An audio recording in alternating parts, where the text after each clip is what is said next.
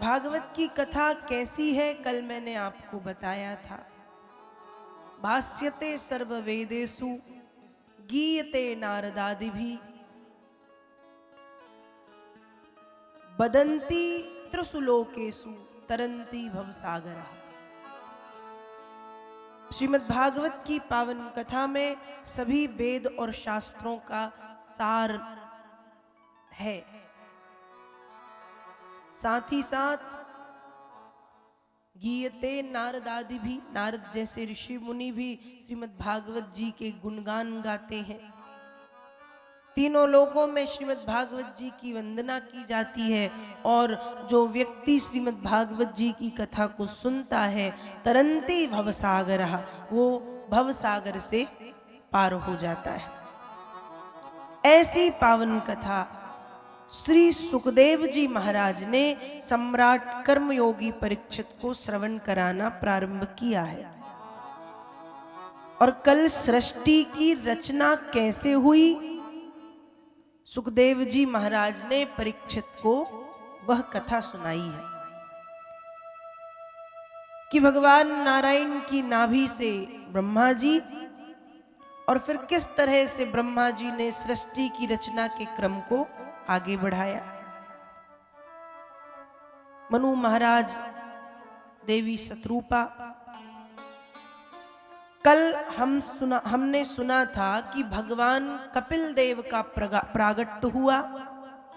कर्दम ऋषि ने भगवान कपिल की प्रदक्षिणा की, परिक्रमा की। कर्दम ऋषि चले गए जंगल में पुनः तप करने के लिए। यहां भगवान कपिल देव जी महाराज जो सांख्य शास्त्र के प्रणेता हुए, उन्होंने अपनी माता देवकी को, अपनी माता देवहूति को ज्ञान का उपदेश दिया है। कपिल देव जी ने अपनी माता देवहूति को 9 प्रकार की भक्ति के विषय में बताया। 9 प्रकार की भक्ति के विषय में आपको कथा के पहले दिन मैंने बताया था कि भागवत जी में 9 प्रकार की भक्ति का निरूपण व्यास जी करते हैं। श्री रामचरितमानस में गोस्वामी जी ने भी 9 भक्ति का वर्णन किया है। कपिल देव जी महाराज ने अपनी मां को ये भक्ति बताई है 9 प्रकार की। साथ ही साथ वेदों में दर्शन भक्ति का वर्णन मिलता है और वेदों की दर्शन भक्ति को श्रीमद् भागवत की 10वीं भक्ति कहा गया है। कपिल देव जी महाराज ने अपनी माता देवहूति को दर्शन भक्ति के विषय में बताया। मां तई दर्शनीया वय वैरुदारो विलास हासेक्षित वाम सूक्तई हृतात्मनोरथ प्राणांश्च भक्ति रणिक्षतो मे गतिमणवीं प्रयुङ्क्ते। मां, जो सर्वश्रेष्ठ भक्ति बताई गई वो दर्शन भक्ति। दर्शन भक्ति में क्या करना है? कहा दर्शन भक्ति में कुछ भी नहीं करना, केवल भगवान के सुंदर स्वरूप का दर्शन करना है। नाम से ही समझ में आता है दर्शन, भगवान के स्वरूप का दर्शन करना है, देखना है। क्या देखना है? विलास हासेक्षित वाम सूक्तई, भगवान की मंद मंद मुस्कान को देखना है। और क्या देखना है? कहा भगवान की सुंदर नासिका, सुंदर नेत्र, सुंदर कपोल, सुंदर अधर, सुंदर दंतावली, अंग और प्रत्यंगों का दर्शन करना है। दर्शन से क्या होता है? कहा जो बिना भक्ति के भी भक्ति बन जाती है उसे वेदों की दर्शन भक्ति और श्रीमद् भागवत की 10वीं भक्ति कहा गया है। देखो, इसलिए आज नहीं, हजारों वर्ष पूर्व भारत के ऋषि मुनियों ने 4 दिशाओं में 4 तीर्थों की स्थापना कराई। पूर्व में जगन्नाथपुरी, पश्चिम में द्वारिकाधीश, दक्षिण में रामेश्वरम और उत्तर में बद्री का आश्रम बद्रीनाथ, जिससे हम इन तीर्थ स्थानों में जाकर के भगवान के सुंदर स्वरूप का दर्शन कर सकें। और आज तो इतनी सुंदर बात है कि हर स्थान पे बड़े सुंदर सुंदर मंदिर हैं, मंदिर बनाए गए जिसमें भक्त भगवान के मंदिर में जाके मंदिर में प्रभु का दर्शन कर पाए। और इसी दर्शन भक्ति का आश्रय, इसी दर्शन भक्ति का सहारा महाभारत के युद्ध में बाणों की सैया पर लेटे हुए भीष्म पितामह ने लिया। बाणों की सैया पर भीष्म पितामह लेटे हैं और भीष्म पितामह ने भगवान कृष्ण को याद किया। भगवान कृष्ण पधारे, जब आए तो पितामह के सिर के तरफ भगवान कृष्ण खड़े हैं, सिर के पास। तो भीष्म पितामह कहते हैं कि हे ठाकुर जी, मेरा इतना सामर्थ्य नहीं है कि मैं उठ करके आपको देख सकूं, और सिर तरफ से आप मुझे दिख भी नहीं रहे, इसलिए इतनी कृपा करो कि मेरे पैरों के सामने आकर के खड़े हो जाओ।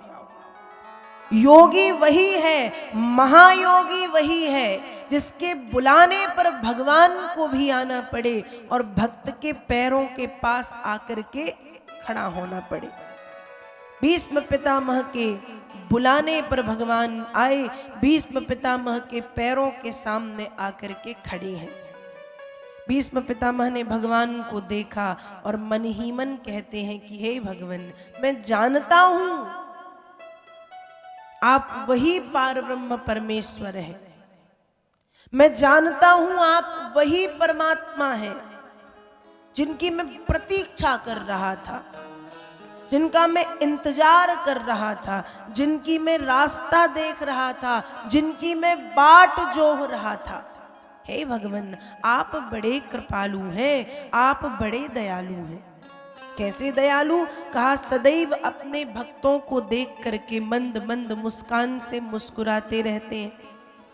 क्यों मुस्कुराते हैं? कहा जब ये जीव माँ के गर्भ में होता है तो माँ के गर्भ में ये जीव उल्टा लटका रहता है, सिर नीचे और पैर ऊपर, और माँ के गर्भ में उल्टा लटका हुआ ये जीव भगवान से प्रार्थना करता है कि हे भगवान, इस नरक से बाहर निकालो, बाहर निकलते ही आपके नाम का खूब गुणगान करूंगा। लेकिन जैसे ही जीव बाहर निकलता है तो संसार के जाल में ऐसा फंसता है, ऐसा फंसता है कि पैदा होते ही जो रोना शुरू किया तो मरते मरते तक रोता है। इस जीव का रोना समाप्त नहीं होता। कभी धन के लिए, कभी संपत्ति के लिए, कभी परिवार के लिए, कभी स्त्री के लिए, कभी पुत्र के लिए, कभी पत्नी के लिए, कभी इसके लिए, कभी उसके लिए। तो भीष्म पितामह कह रहे हैं कि आप मंद मंद मुस्कान से मुस्कुराते हो, क्यों? भक्तों को देख के। आप उन भक्तों को देखते हो जिसने गर्भ के भीतर कहा कि भजन करूंगा, पर बाहर आते ही संसार में लिप्त हो गया, और उस भक्त को भी देखते हो जिसने गर्भ के भीतर भजन किया और गर्भ के बाहर आकर के ध्रुव और प्रहलाद बनकर के कीर्तन किया। ऐसे भक्तों को हे भगवान आप देखते हैं और मुस्कुराते हैं। प्रभु मेरी एक इच्छा है। भगवान ने कहा बताओ क्या इच्छा है? भीष्म पितामह कहते हैं कि भगवान, मैं आपके उन स्वरूपों को देखना चाहता हूं जिन स्वरूपों का दर्शन महाभारत के युद्ध में, कुरुक्षेत्र के मैदान में आपने अर्जुन को कराया। उस समय रुक गया था, कोई भी आपके उन स्वरूपों को देख नहीं पाया, और आज अंतिम समय मेरी ये इच्छा है कि हे नाथ, मुझ पर कृपा करो और मैं आपके उस स्वरूप को देखूं।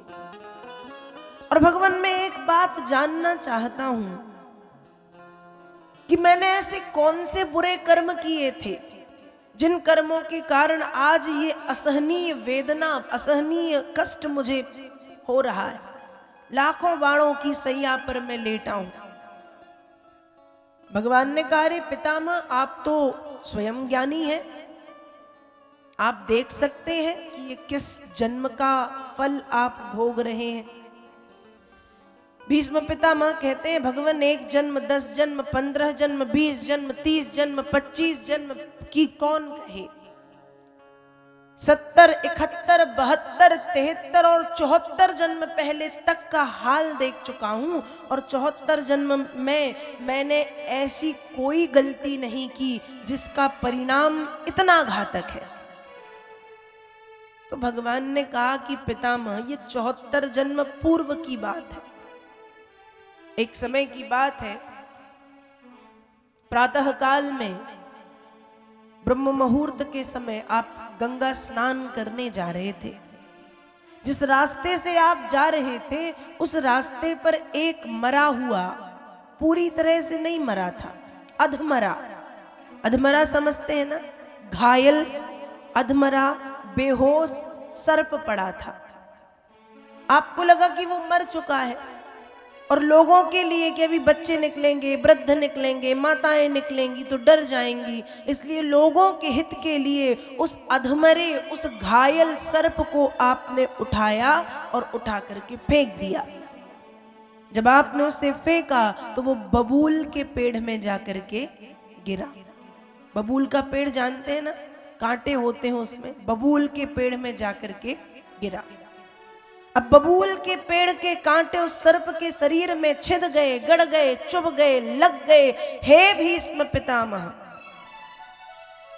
आज 74 जन्म के बाद वही इतने इतने से कांटे, इतने बड़े बड़े बाण बन गए हैं, जिन बाणों की सैया पर आज आप लेटे हुए हैं।